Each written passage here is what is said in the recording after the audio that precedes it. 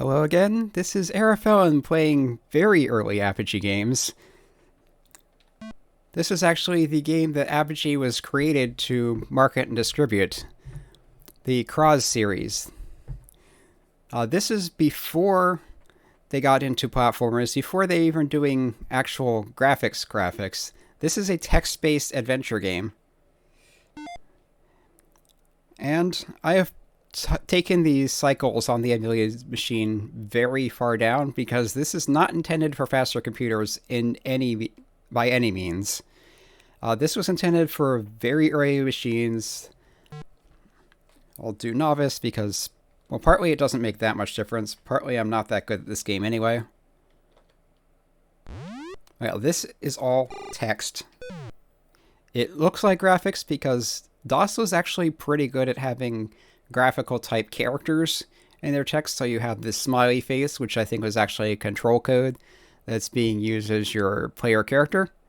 You have these gem shapes, which are gems, which act as health in this game. These up arrows are teleporters.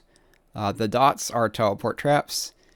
The vowels with umlauts are enemies. If they hit you, they take away gems. If you get hit when you have no gems, game over. Most things, if you hit them for the first time, it will give you some help on what it is. P to pause is useful if you want to stop and think.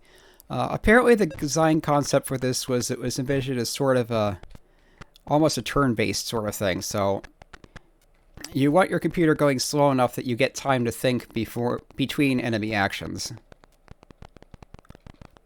Get the cursor off the screen there. The Candy King looking things are whips. Those are your primary means of defense. If an enemy gets next to you, you can whip to destroy it. If you're lucky, you can whip through weakened walls. So the solid walls like this, you cannot destroy. The crumbled wall like this, you have a chance to destroy by whipping. You can get power-ups that increase that chance. At this point, it's a pretty low. I don't remember what it is. It is mentioned in the instructions. Come over here, grab these items. Try to bait these away so I can try to run past them without taking too much damage. Okay, the A's are the weakest enemies. They take away 1 gem. The O's are stronger, take away 2, and move more often. And at this point, I can just go to the stairs, go on to the next level, so let's do that.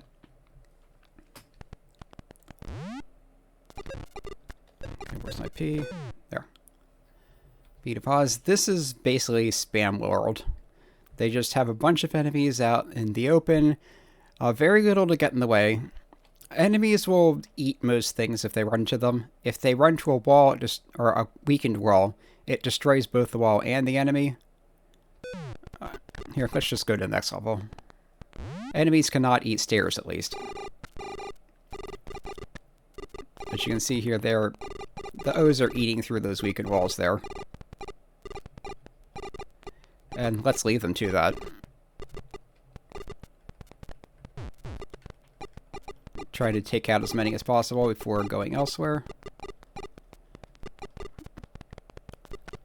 Over here we have another enemy. This is the strongest type. Those take off 3 gems if they hit you. Down here is a teleport scroll. You can use that to teleport at random. The problem with random is that random means random. You can pop up anywhere. In this stage I need to get out of the central section.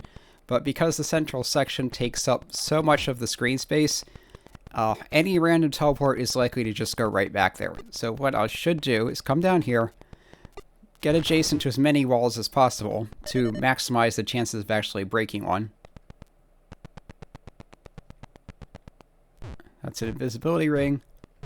It makes you invisible. There's a slow time spell there. Invisibility is not really to your advantage because you can't see yourself, but the enemies will still come after you. Apparently they are worth a lot of points if the message is to be trusted. But, yeah. Not really that useful. Keys are used to unlock doors. If there's a locked door, you need to use a key. If you don't have enough keys, you can get stuck. Now, at the end of this corridor here is a teleport trap. If I walk into this, it will teleport me at random, so I'll whip to get rid of it. Here's another whip here. I now have enemies coming after me. So whip those away, circle around the last one, go to the next level. And yeah, this is a mess. I think I've shown off enough of the game, so I'll just get myself killed here and finish it off. Okay. And that's a high score, technically, although the high score list was mostly empty. Okay, well that's the Kroz series. There's quite a few games in the series, actually. This was the earliest one released. I believe there are others that were released later that conceptually are earlier in the story. Apogee finally released them as freeware in, I think, 2009. Well, this was originally... The original release was back in the 80s, so it took them long enough.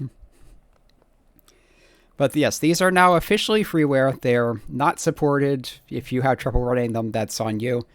But if you're interested in them, they're on 3D Realms' website. 3D Realms is what used to be Apogee. You can download them from 3D Realms. If you have an emulator like DOSBox that can slow the system down and even run the game in the first place, if you're interested in that, go for it.